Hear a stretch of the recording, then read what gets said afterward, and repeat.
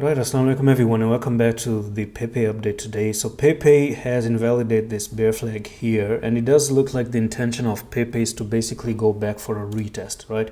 So the bear flag is done, it's over. I've talked about this in yesterday's video that you're making a bullish divergence. You can see that on the 1 hour the prices were moving down, and that, you had this divergence as well. So you pretty much took all the stop losses here.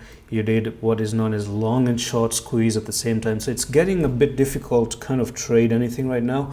And yes, so it does seem like you have a whole pattern right there. So if this pattern does play out, we may be looking at Pepe making a very, very small push up.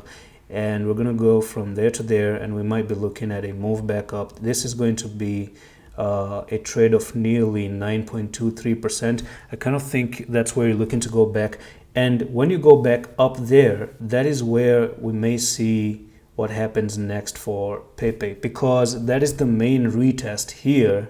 So what you're looking at is a trend line that you had that got lost, and the intention is to actually pump back up there. So this, whatever was your previous support there, can actually turn into resistance. It's a different story if Pepe makes it up all the way to 1123, and I kind of think that's where you can actually push all the way up, and this will be one of the biggest manipulation you have ever seen, because the first manipulation happened right here, and then you push back up, another manipulation happened there, and you pushed back down, another manipulation. I don't really think this is a big manipulation like the other two, because you just broke down, and yeah, this is pretty normal to go back up for the retest.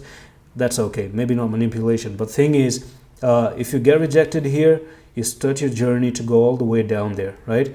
And if you do pop up like this, I think this is another fake out to the downside. And if you want to make even more manipulation and get people even more crazy, then do something like you go back up here, you get rejected a little bit, do some overacting, and then go back up, and then make another fake out, and then drop down like this.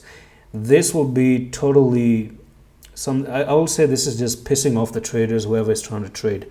And yeah, that's pretty much a middle finger to everyone who's trying to trade as a trader. You know, they're trying to get their chances as a trader, and then you have the market manipulators coming in and doing fake outs downside, doing fake outs to the upside.